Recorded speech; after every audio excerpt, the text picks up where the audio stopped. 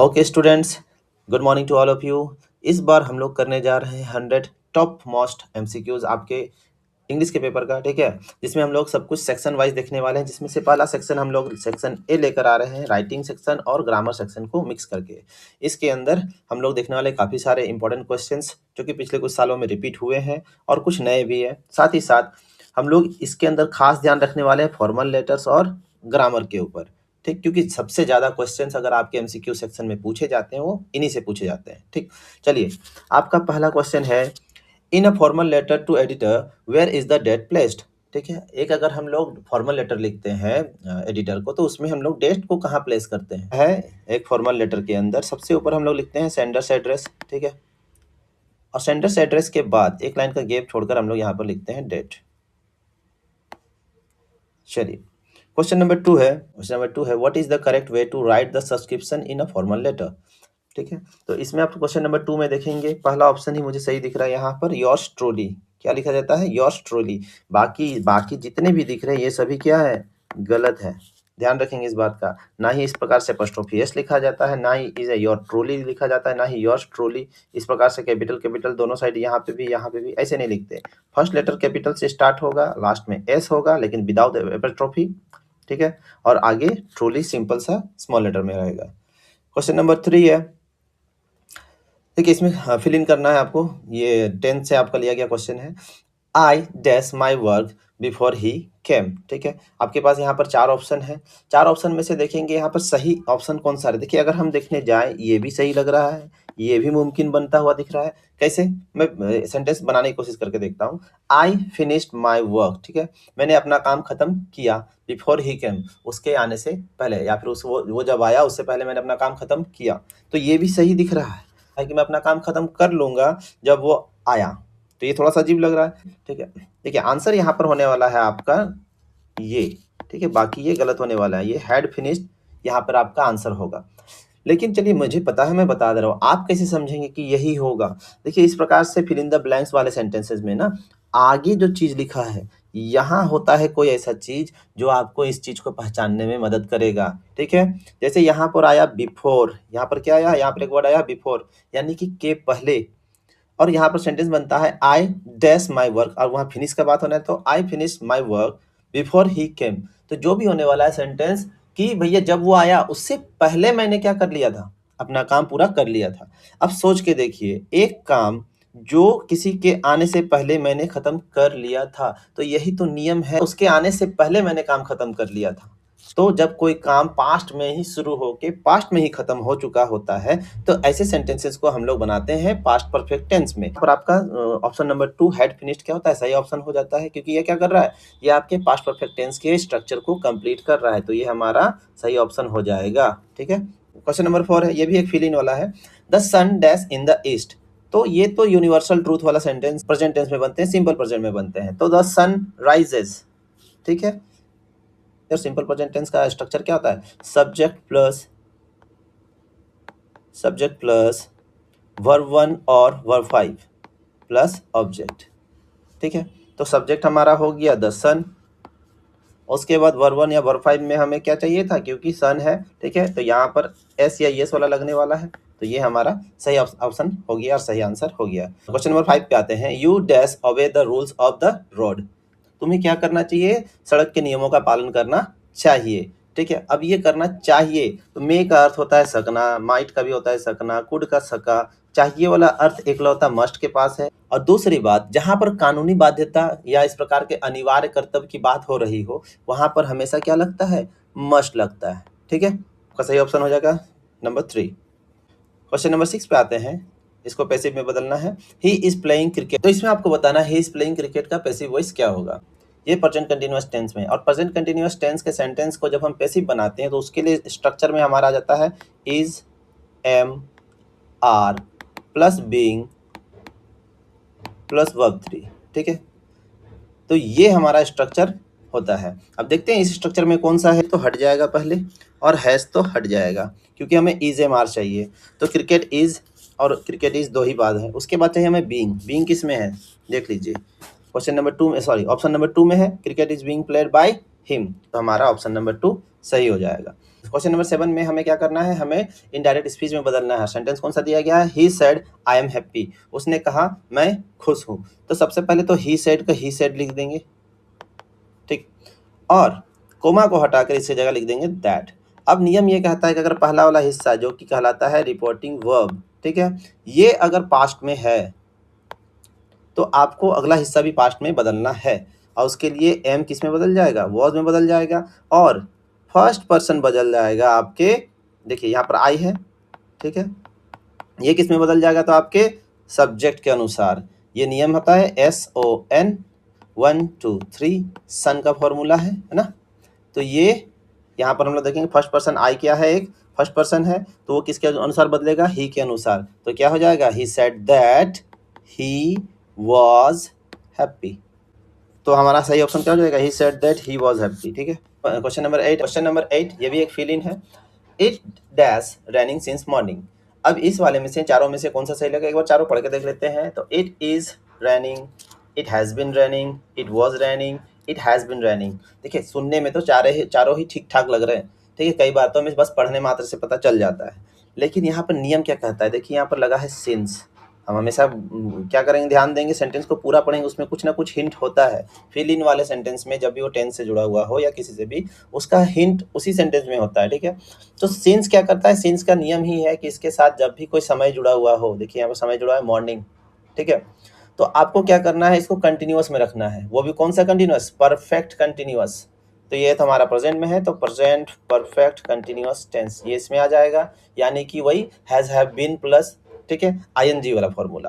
तो इसमें देख लेंगे, इट है तो हैज बीन हो जाएगा, ठीक, it has been running since morning, हो गया आपका, मिल गया आंसर। क्वेश्चन नंबर 9 है, मॉडल्स के ऊपर है। Dash you live long. जब भी इस प्रकार की कोई प्रार्थना हो रही हो, ठीक है, कि आपकी उम्र लंबी हो, ठीक है, इस प्रकार से जो मे लिव लॉन्ग, इस प्रकार से ये हमेशा किससे शुरू होते हैं, सेंटेंस हमेशा मे से शुरू होते हैं, मे यू लिव लॉन्ग, है ना, मे यू डाई सून। ऐसे तो कोई देता नहीं है, बट हो सकता है कोई मनाता भी होगा, तो मे लगेगा इनमें।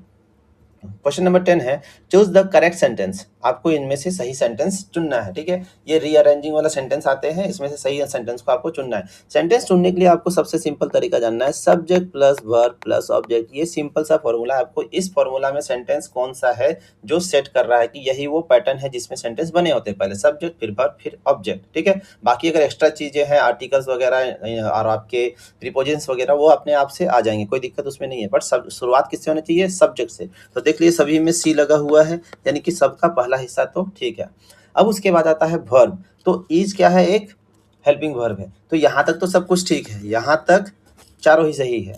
अब उसके बाद आता है मोर, टॉलर, टॉलर, टॉलेस्ट, और लास्ट में है मोर, ठीक है। तो देख लेंगे यहाँ पर क्वेश्चन नंबर 10 में आपको ध्यान देने की जरूरत है कि आपका जो पहला सेंटेंस है, सी इज मोर टॉलर, तो मोर टॉलर एक सेंटेंस में दो कंपैरेटिव डिग्री के वर्ड्स नहीं आते, ये गलत हो गया, ठीक है। She is tallest than me, tallest का मतलब होता है सबसे लंबा, सिर्फ सबसे ऊंचा, फिर देन मी उसमें कंपेयर कैसे होता है, सबसे पहले किसी को तुम सबसे ऊंचा बता दे रहे हो, फिर उसके बाद बोल रहे हो कि मुझसे कम, जब वो सबसे ज्यादा हो ही गया तो तुमसे कम कैसे होगा, ठीक। उसके बाद आता है क्वेश्चन नंबर 4 में, देखिए she is more tall than me. अगर मोर लगा है उसके बाद अगर कोई वर्ड है तो वो कंपैरेटिव डिग्री में होना चाहिए, तो टॉलर होना चाहिए था, तो ये गलत हो जा रहा है। हमारे पास बच गया option number 2, she is taller than me, ठीक है। तो ये हमारा यहाँ पर सही हो जाएगा। सेक्शन बी में आते हैं जो कि लिटरेचर से है, फर्स्ट फ्लाइट, ठीक है। अब हमारे पास हम लोग बुक्स के ऊपर बात करने वाले हैं। अच्छा ठीक है, एक चीज़ और, अगर आपको इस वीडियो को देखकर लगे कि सर फलाना वाले सेक्शन पे, इस वाले सेक्शन पे, उस वाले सेक्शन पे एक और वीडियो ले आइए, तो आप लोग समय रहते कमेंट करेंगे ताकि मैं वो बना सकूँ, ठीक है।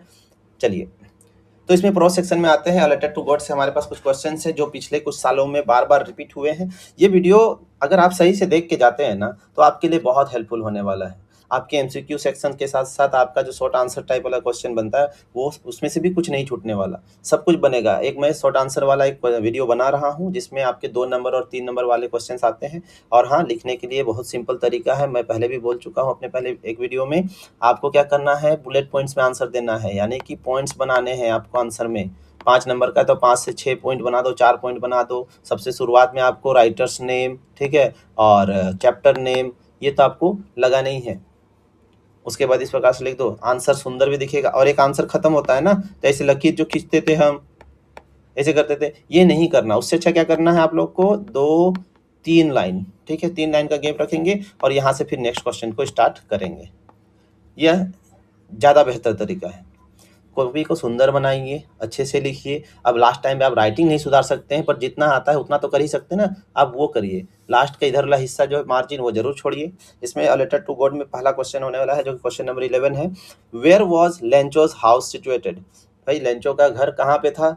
सिंपल बात है, देख लीजिए, बॉटम ऑफ द हिल नहीं, टॉप ऑफ द लो हिल, ये सही लग रहा है। फिर भी इन अ सिटी या फिर नियर अ फॉरेस्ट, तो देखिए ऑप्शन नंबर 2 यहाँ पर सही हो जाता है। क्वेश्चन नंबर 12, देखिए 12th नंबर में जो क्वेश्चन दिया हुआ ना, इस प्रकार के क्वेश्चन आपके शॉर्ट आंसर टाइप वाले क्वेश्चन में भी आते हैं और बहुत बार आते हैं, ठीक है। तो अगर इसको मैं अभी जैसे एक्सप्लेन करता हूँ, उसको ध्यान से आपने सुन लिया, तो वो आपके शॉर्ट आंसर टाइप को भी कर देगा क्लियर। इसमें ऑप्शन क्या है हमारे पास? 4 ऑप्शन है। कौन कौन से हैं? सिल्वर कॉइन्स, पर्ल्स, डायमंड्स या न्यू कॉइन, ठीक है। तो देखिए न्यू कॉइन की तरह थे उनके लिए। क्यों?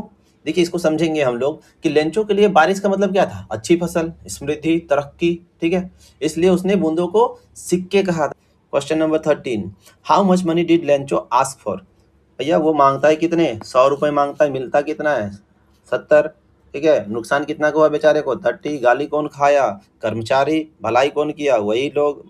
मस्त कहानी है। क्वेश्चन नंबर 14 में आते हैं, who is the author of a letter to God? देखिए ये क्वेश्चन बहुत इंपॉर्टेंट होने वाला है। इस प्रकार तो किसी भी चैप्टर से उठा के दे सकता है कि उसके राइटर कौन है। तो आपको क्या करना है, इसके लिए सभी को अच्छे से याद कर लेना है, दोनों ही बुक के राइटर और उनके चैप्टर्स के नाम को, ठीक है। क्वेश्चन नंबर 14 देख लेंगे, who is the author of a letter to God? तो देखिए इस प्रकार के क्वेश्चन बहुत ही इंपॉर्टेंट होने वाले हैं, जिसमें चैप्टर का नाम पूछा जाए या राइटर का नाम पूछा जाए, ठीक है। इनको अच्छे से दोनों ही बुक के जो राइटर्स हैं उनके नाम को उनके चैप्टर के साथ अच्छे से याद कर लेंगे, क्योंकि ऐसे क्वेश्चन निश्चित तौर पर आएंगे, ठीक है। ये तो एक एग्जाम्पल है, वो तो कुछ भी आ सकता है, इसलिए आप सभी को याद करके जाएंगे, ठीक है। तो हमारा ऑप्शन 1 यहाँ पे करेक्ट हो जाता है। वाला है Nelson Mandela long walk to freedom, ठीक है। इसमें पहला क्वेश्चन है, when was the inauguration day? तो ये क्या था? 10th मई था, 10th मार्च था, या फिर 20th मई, या फिर 15th मई। तो हमारा ऑप्शन यहाँ पर सही हो जाता है 10th ऑफ मई, ये हो जाता है सही। क्वेश्चन नंबर 16 है, how many deputy presidents were elected? तो 2, कितने भाई? 2। क्वेश्चन नंबर 17 है, what did Mandela learn about courage? देखिए मंडेला जी के अनुसार करेज क्या था, साहस क्या था, ये बताना है। ये लॉन्ग आंसर टाइप में भी आता है ये क्वेश्चन, ठीक। तो देख लेंगे, it is absence of fear, it is the Trump over fear, यही तो है यार। तुम्हारा जो डर है उसके ऊपर तुम्हारा विजय, ठीक, ये होता है असली क्या? करेज, साहस। तो इसमें क्वेश्चन नंबर 18 है, why was the young seagull afraid to fly? वो जो सीगल था वो उड़ने से क्यों डर रहा था, ठीक है। तो यहाँ पर देख लीजिए ऑप्शन नंबर 2 को ध्यान से देखेंगे, ही thought his wings not support him, ठीक है। उसको लगता था कि उसके जो पंख है उसे सपोर्ट नहीं करेंगे, वो नीचे गिर जाएगा, मर जाएगा, चपटा हो जाएगा। क्वेश्चन नंबर 19 है, what was the name of the plane the pilot was flying? ठीक है, तो इसमें देख लेंगे डकोटा, क्या नाम था? तो डकोटा नाम था उसके प्लेन का। तो क्वेश्चन नंबर 19 है, what was the name of the plane the pilot was flying? देख लेंगे इसमें आंसर हो जाएगा आपका डकोटा, ठीक है। और वो कहाँ से कहाँ के लिए उड़ रहा था? तो वही इंग्लैंड की यात्रा के लिए निकला था वो। कहाँ से? फ्रांस से। और क्यों जा रहा था अपने घर? किस चीज को दिमाग में रखकर? ब्रेकफास्ट, है ना, बिग इंग्लैंड ब्रेकफास्ट, ये वर्ड इस्तेमाल हुआ है। तो इस प्रकार के वर्ड जब अभी आप अपने आंसर में लिखेंगे तो उसको अंडरलाइन जरूर करेंगे, ठीक। ये कीवर्ड्स हो जाते हैं, आपके आंसर को अट्रैक्टिव बनाते हैं और कॉपी चेक करने वाले को पॉजिटिवली क्या करता है? हिट करता है। तो ये बहुत काम का चीज है, इसे अंडरलाइन किया करेंगे। क्वेश्चन नंबर 20 है, the black aeroplane is a story about mystery, war, comedy और साइंस फिक्शन। देखिए मिस्ट्री है इसमें, क्योंकि अंत में कैसे हुआ, क्या हुआ, ये आप सोचते रह गए, आखिर वो था क्या? एक सोच हमारे, एक क्वेश्चन जैसा हमारे दिमाग में छोड़ के चला गया, और इसी को कहते हैं मिस्ट्री, ठीक है। From the diary of Anne Frank, इसमें पहला क्वेश्चन है, what was the name of Anne Frank's diary? उसके डायरी का नाम क्या था? तो किट्टी नाम था उसके डायरी का। क्वेश्चन नंबर 22 है, in which city were Anne and Margot sent to live with their grandmother? तो उन लोगों को कहाँ भेजा गया था? उनको भेजा गया था एक्न, ठीक है, एक्न भेजा गया था उन्हें। क्वेश्चन नंबर 23 है, हु वाज मिस्टर किसिंग? ठीक है। अच्छा एक बात, इसे किसिंग नहीं पढ़ेंगे, मैंने बच्चों को देखा है पढ़ते हुए किसिंग, ये किसिंग नहीं है भाई, ये किसिंग है, ठीक। तो देखिए उनके जो मैथ टीचर थे, वो क्या थे? उनके मैथ टीचर थे, बहुत परेशान रहते थे एन के बात करने के कारण। वो बहुत ज्यादा बात करते थे, एकदम बातूनी थी, तो उसे वो सजा देते थे, सजा के तौर पर उसे निबंध लिखने को देते थे, ठीक है, अलग अलग चैप्टर। और किस चीज के ऊपर दिए थे? Chatterbox. चलिए क्वेश्चन नंबर 24 है, what is the baker known as in Goa? भैया गोवा में बेकर्स को किस नाम से जाना जाता है? तो उनको जाना जाता है पैडर के नाम से। किस नाम से जाना जाता है? पैडर के नाम पे। क्वेश्चन नंबर 25 है Coorg is famous for, Coorg famous है किस चीज के लिए फेमस है? टी के लिए, कॉफी के लिए, रबर के लिए या फिर वीट के लिए? तो ये फेमस है भैया कॉफी के लिए, कॉफी। ठीक है। Question number 26, where is Coorg situated? Coorg कहाँ पर है? कर्नाटक में है, केरला में है, तमिलनाडु में है या फिर गोवा में है? तो सही आंसर हो जाएगा कर्नाटक। ठीक है। क्वेश्चन नंबर 27 है what is the Pranjal and Rajveer story about? तो इसमें पूछा जा रहा है प्रांजल और राजवीर की कहानी किस चीज की है? तो भैया तो आपको बताना है कॉफी और कुर्ग की है, टी और आसाम की है, ब्रेड एंड गोवा की है या फिश और बंगाल की है? तो देख लीजिए दोनों कौन सा ऑप्शन सबसे अच्छा सही मिल रहा है। तो देख लेंगे तो ऑप्शन नंबर 2 सही बैठ रहा है, असम और चाय। ठीक है, ये देखिए T and Assam. Question number 28 जिसमें हम लोग देखने वाले मैडम राइट्स द बस और द सरमन एट बनारस वाले चैप्टर से। अच्छा सरमन मीन्स क्या होता है जिनको नहीं पता हो, प्रवचन समझेंगे, सिंपल। ठीक है, प्रवचन या फिर उपदेश। चलिए क्वेश्चन नंबर 28 को देखते हैं व्हाट वाज वल्लीज फुल नेम? वल्ली का पूरा नाम क्या था? वल्लीमई, क्या नाम था उसका? वल्लीमई नाम था। तो इसमें पहला ऑप्शन हमारा सही हो जाएगा। क्वेश्चन नंबर 29 है what was the one way fare from Valli's village to the town? तो 30 पैसेज। ठीक है, कितने थे? 30 पैसे। तो आंसर क्या हो जाएगा? 30 पैसे। ठीक है, इसलिए वो 60 पैसे जमा करती है, जाना और आना। क्वेश्चन नंबर 30 है where did Buddha preach his first sermon? तो उन्होंने ये कहाँ पर दिया था पहला? तो भैया बनारस में। ठीक, सेक्शन डी में आते हैं जो कि पोएट्री सेक्शन से होने वाला है। फर्स्ट फ्लाइट में पोएट्रीज आपके काफी सारे हैं। क्वेश्चन नंबर 31 है who is the poet of dust of snow? Dust of snow जो पोएट्री है उसके राइटर या फिर पोएट कौन है? तो रॉबर्ट फ्रॉस्ट है। देख लेंगे यहाँ भी स्नो जुड़ा हुआ है, यहाँ भी फ्रॉस्ट, फ्रॉस्ट मतलब ठंडा, ठंडा मतलब जमा हुआ चीज, बर्फ, दोनों इससे जुड़े हुए चीज है। तो ये हो जाएगा। साथ ही साथ आइस एंड फायर ये वाला जो है उसमें भी देखिए आइस भी जुड़ा हुआ है, उसमें भी स्नो से जुड़ा हुआ वर्ड मिल रहा है। इन दोनों ही चैप्टर के राइटर कौन है? सॉरी, दोनों ही पोएट्री के राइटर कौन है? तो इन दोनों ही पोएट्रीज के राइटर कौन है? तो रॉबर्ट फ्रॉस्ट है। ठीक है, चलिए याद रखने के लिए थोड़ा सा ट्रिक दिमाग में रख ले। क्वेश्चन नंबर 32 है what did the crows shake on the poet? तो इसमें देख लेंगे dust of tree, dust of snow, dust of rain या फिर फ्लावर्स। ठीक है, तो उन्होंने भैया क्या गिरा था कौए ने उसके ऊपर? डस्ट ऑफ स्नो गिराया था, है ना, 32 में। 33 देखते हैं in fire and ice what does fire symbolise? Fire and ice में फायर किस चीज को सिंबलाइज करता है? लव को, डिजायर को, हेट्रेड को या फिर कोल्ड को? तो सही इसमें से क्या है? ये दिखाता है डिजायर को। ऑप्शन नंबर 2 हमारा सही हो जाएगा। ठीक है, जो हमारे पोएट है उनका मानना है कि हम लोग इंसानों के अंदर का जो लालच है, ठीक है, इच्छाएं जो है, ये किसका प्रतीक है? हमारे अंदर के आग का प्रतीक है और इससे दुनिया एक दिन खत्म हो जाएगी, ये उनका मानना था। और दो जो टाइप्स वो बांट रहे हैं फायर एंड आइस, उसमें से वो किसको सपोर्ट करते हैं? तो वो फायर को ही सपोर्ट करते हैं, यानी कि यही मानते हैं कि दुनिया अगर खत्म होगा तो किससे होगा? डिजायर से होगा, फायर से होगी। क्वेश्चन नंबर 34 है where is the tiger locked in the poem a tiger in the zoo? अब ये जो पोएम है इसके अंदर टाइगर कहाँ लॉक्ड है? In a forest, in a cage या फिर concrete cell, in a circus या फिर इन अ हाउस? देखिए क्वेश्चन के साथ आंसर साफ साफ दिख रहा है, इसलिए हम लोग ज्यादा इसमें टाइम नहीं लगाएंगे। क्वेश्चन नंबर 35 है who is the poet of Amanda? इसमें पोएट कौन है? Robin Klein. Next question number 36 है what does Amanda want to be? Amanda क्या बनना चाहती है? एन ऑर्फन बनना चाहती है, अ मरमेड बनना चाहती है, अ रूपांजल या फिर ऑल ऑफ अबव? देखिए वो बनना तो सभी चाहती है इनमें से। अब इस पोएम की मजेदार बात यह है ना कि एक साइड उसकी माँ है जो उसे डांट रही है कि अमांडा ये मत करो, अमांडा वो मत करो, ऐसे मत बैठो, वैसे मत बैठो, और दूसरी साइड ये खोई हुई है जो बोलना है बोलो, बिल्कुल उसका उल्टा ही दिमाग में चल रहा है उसका। क्वेश्चन नंबर 37 है what does the ball poem teach us? Ball poem हमें क्या सिखाता है? A how to play ball, how to bear loss या फिर हाउ टू बाय थिंग्स या हाउ टू सेव मनी? देखिए ये हमें सिखाता है हाउ टू बियर लॉस, मतलब आपको जो नुकसान हो जाए, आपके साथ जो कुछ भी बुरा हो जाए, जो भी बुरा वक्त आता है, उसे आप सह कर, उससे झेल कर, उससे आगे कैसे बढ़ते हैं, ये सिखाता है हमें। ठीक है, नेक्स्ट हम देखते हैं section E footprints without feet, जो हमारा सप्लीमेंट्री वाला जो बुक दिया गया है उसे, और उसके अंदर का पहला चैप्टर ट्रम्प ऑफ सर्जरी है। क्वेश्चन नंबर 38 में आते हैं who was Tricki? A cat, a dog, a monkey या फिर रैबिट? तो वो था क्या? मिसेस पंफरी का कुत्ता था। ठीक, उसका पालतू कुत्ता था, जिसे खिला खिला के वो बस उसका जान ही लेने वाली थी। इतना भी प्यार ना करो अपने कुत्ते से, जिसको वो करना चाहिए उसको करना नहीं है, कुत्ते को किया जा रहा है। खैर चलो हटाओ। Question number 39 what was ट्रिकीज main fault? Tricky का मेन फॉल्ट क्या था? भैया ट्रिकी का मेन फॉल्ट था ना कि बहुत ज्यादा लालची था, उसको बस खाना समझ में आता था। ठीक है, तो laziness, greed for food, aggression, fear. तो देख लीजिए ग्रीड फॉर फूड, ये एक ऑप्शन हमारा सही हो जाएगा। उसको खाना देखने से उसको खाने ही मन करता था, एक्सरसाइज उसको कराया नहीं जा रहा है, उसको खाना दिखा तो बस खाना है खाना है खाना है, वो खाने को कभी भी मना नहीं करता और इसी वजह से उसका हालत आज ऐसा हो गया था। ठीक है, चलिए क्वेश्चन नंबर 40 में आते हैं। Who was Mrs Pumphrey? Mrs Pumphrey कौन थी? तो the vet, the maid, the owner of the Tricki, the cook. ठीक है, द कुक। तो देख लीजिए वो ऑनर थी किसकी? ट्रिकी की, वो जो कुत्ता था उसकी ऑनर थी। पार्ट 9 में आते हैं, द थीफ्स स्टोरी। इससे क्वेश्चन है, पहला क्वेश्चन इसमें आता है, what was the name of the thief? वो जो थीफ था, वो जो चोर था, उसका नाम क्या था? अनिल था, हरि सिंह, रवि या सोनू?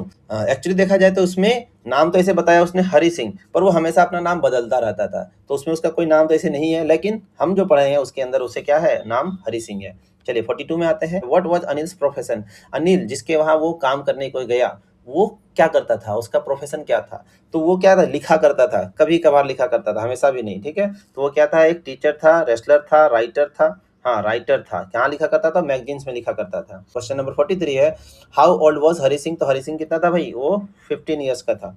ठीक है, अब हम आगे बढ़ते हैं, पार्ट 10 में देखेंगे द मिडनाइट विजिटर और साथ ही साथ अ क्वेश्चन ऑफ ट्रस्ट। इनसे क्वेश्चंस लिए गए हैं, जिसमें पहला क्वेश्चन है, हु वाज अजबल? अजबल कौन था? ठीक है, अब पुलिसमैन था, सीक्रेट एजेंट था, राइटर था या फिर टूरिस्ट था? तो एक सीक्रेट एजेंट था, है ना?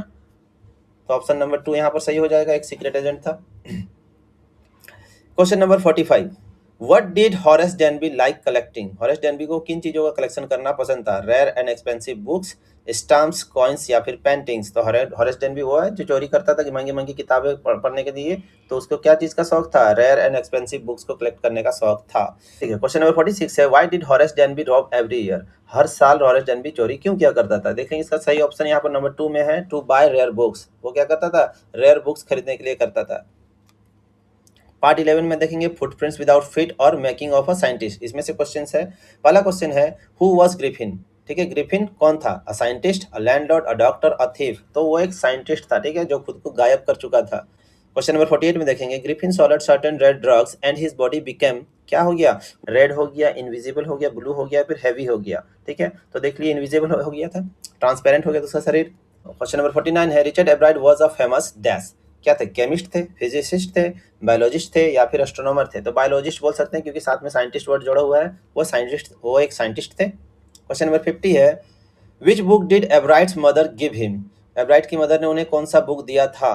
ठीक है, तो the travel of monarch x या फिर मोनार्क द 10 का, ये वाला बुक। ठीक, नेक्स्ट हम देखते हैं पार्ट 12, रिमेनिंग चैप्टर्स जितने भी हैं सभी का और ग्रामर का जितना भी है सभी का मिक्स करके, इसके बाद आगे जितना भी 50 क्वेश्चंस है वो सब कुछ मिक्स है। ठीक है, मैं इसके लिए अलग वीडियो बनाने वाला था, पर क्योंकि समय कम दिख रहा है तो मैं चाह रहा हूँ एक ही में बना देता हूँ। इससे आपके 100 क्वेश्चन वाला वीडियो भी हो जाएगा, जिससे आप भी बार बार देखने की जगह एक ही बार उस वीडियो को देखेंगे, और हाँ 2 या 3 बार देख लेंगे तो आपको ये क्वेश्चन याद रह जाएंगे। चलिए, पहला क्वेश्चन है इसके अंदर, who is the author of the necklace? The necklace जो चैप्टर है उसके राइटर कौन है? तो उसके राइटर हो जाते हैं हमारे गाय डी मॉपासेंट। ठीक है, Guy de Maupassant. Next question number 52, what was the real name of Bholi? Bholi का ओरिजिनल नेम क्या था? तो सुलेखा नाम था, उसका बचपन में नाम रखा गया था सुलेखा। ठीक, question number 53, why was Bholi's father worried about her? भोली के पिताजी भोली के लिए क्यों चिंतित थे, क्यों परेशान थे? ठीक है, देखिए ऑप्शन नंबर यहाँ पर 2 देखेंगे, she had pock marks and lacked sense. क्या था? उसके चेहरे पर पोक मार्क यानी कि आपका जिसको हम लोग इधर चेचक बोलते हैं, उसका दाग था।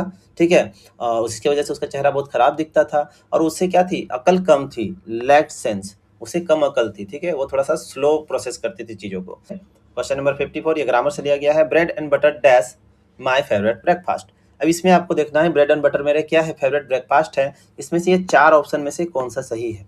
एक चीज़ मैं आपको दिखा दे रहा हूँ, जैसे राम एंड श्याम। ठीक है, 2 नाम है हमारे पास, राम एंड श्याम। अब 2 लोगों की बात हो रही है यहाँ पर, तो जब 2 लोगों की बात होती है तो हम लोग क्या लगाते हैं? प्लूरल वाला यूज इस्तेमाल करेंगे, तो यहाँ पर आर उसके लिए लगेगा। ठीक है, तो इस प्रकार से ब्रेड एंड बटर, यहाँ पे भी 2 है तो लगना तो आर चाहिए, लेकिन ये गलत हो जाएगा, क्योंकि ब्रेड एंड बटर क्या है? ये एक डिश का नाम है। ठीक है, तो क्योंकि ब्रेड एंड बटर एक चीज है तो सिंगुलर इसके साथ लगना चाहिए, सिंगुलर में क्या लगेगा? इज लगेगा, प्लूरल रहता तो आर लगाते हैं। चलिए क्वेश्चन नंबर 55 को देखेंगे, चेंज इनटू पैसिव वॉइस। ठीक है, क्वेश्चन क्या है? Who wrote this book? Who wrote this, जब भी इस प्रकार का क्वेश्चन आए तो सबसे पहले हु के लिए तो समझ जाएंगे, आपको लगाना है बाय हुम। ये करने के बाद आपको आगे देखना है रॉट दिस बुक, क्योंकि ये सेंटेंस पास्ट में है तो आपको भी यहाँ पास्ट में आ जाना है। बाय हुम वॉज, ठीक, बाय हुम वॉज। अब आगे देख लेंगे this book, by whom was this book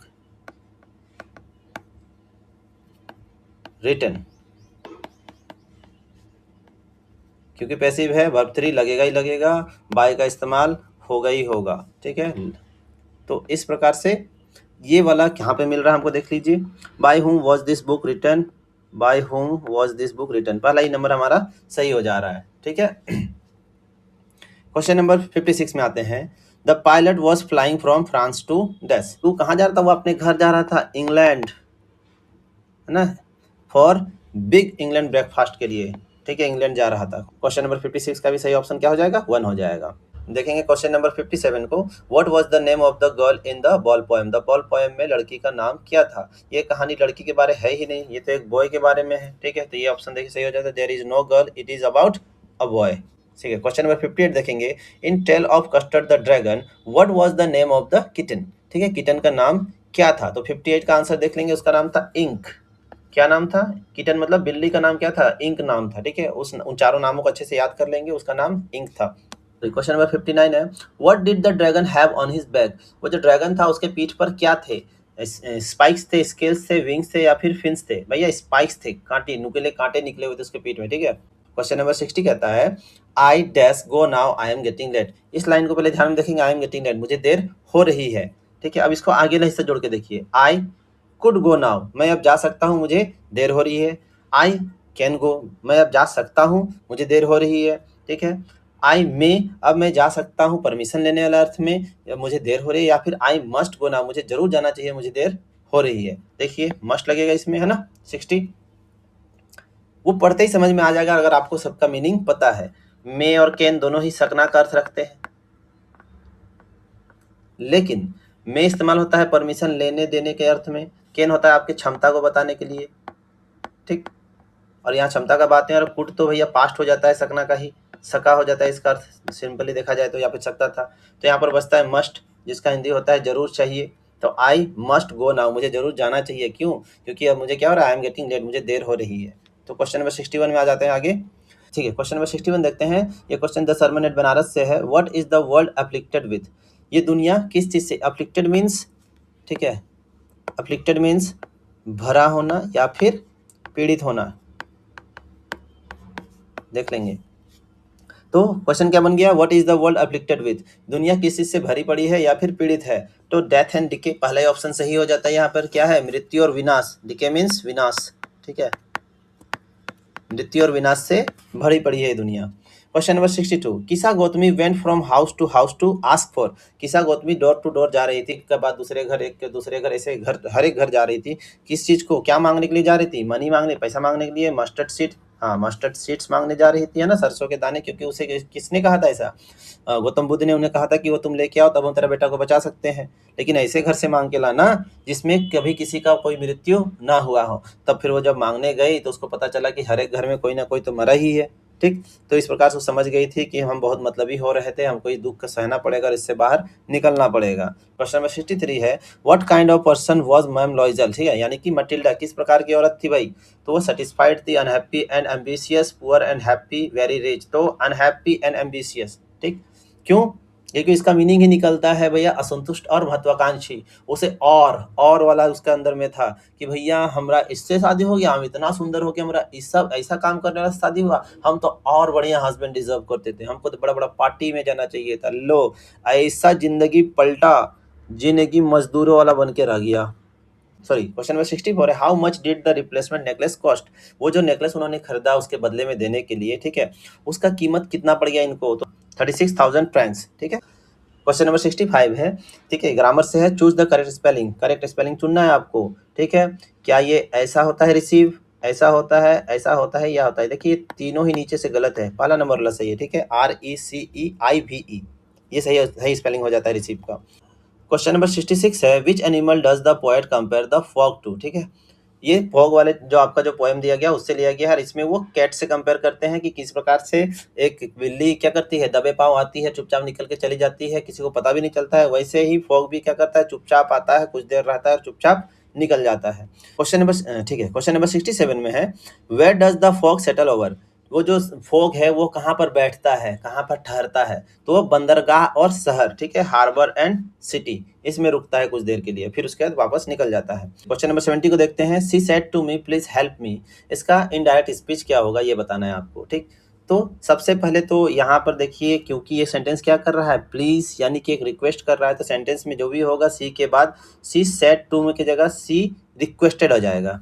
C said to, she asked, she told, देखिए एक ही ऑप्शन है रिक्वेस्टेड वाला, तो यहाँ पर ज्यादा दिमाग लगाने की जरूरत पड़ेगी नहीं। She requested me to help her, ठीक है। चलिए आगे बढ़ जाते हैं। चलिए क्वेश्चन नंबर 71 देखते हैं। In a baker from Goa what is the kabai? Kabai क्या है इस चैप्टर के अंदर? तो वो है अ काइंड ऑफ ब्रेड, नहीं। A long single piece frock, yes यही है वो, ठीक। चलिए क्वेश्चन नंबर 72 में आते हैं। Coorgi people are descendants of, question number 72 है, Coorgi people are descendants of. ये जो कुर्गी लोग थे वो किसके वंशज माने जाते हैं? तो यूनानी और अरब लोगों के, ठीक है, ग्रीक्स एंड अरब्स।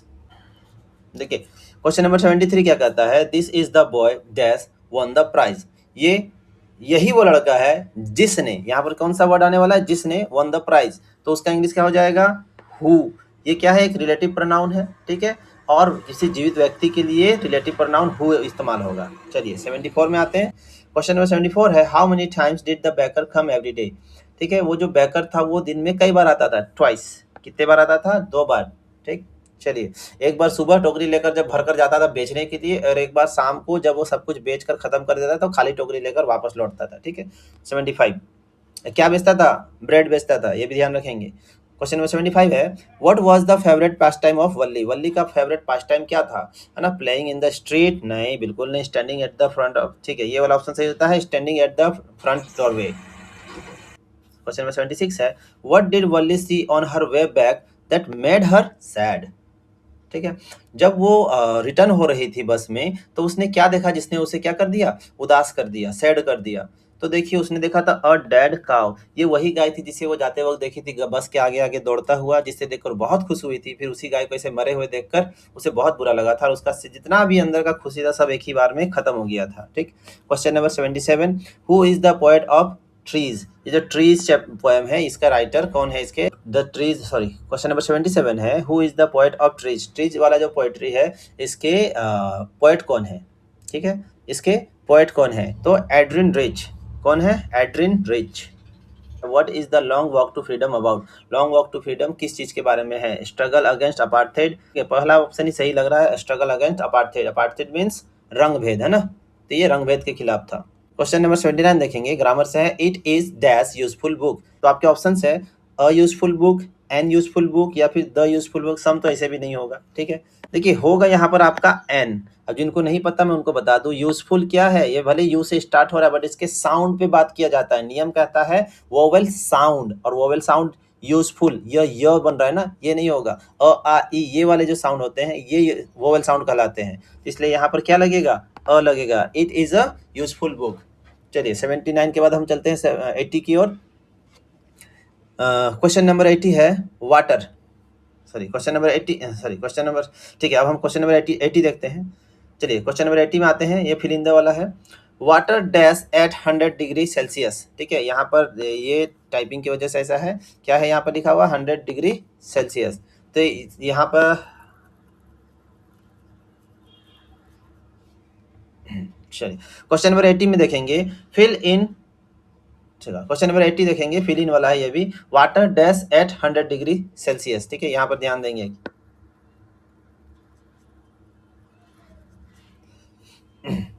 ठीक है, क्वेश्चन नंबर 80 देखते हैं हम लोग, ये फिल इन वाला है।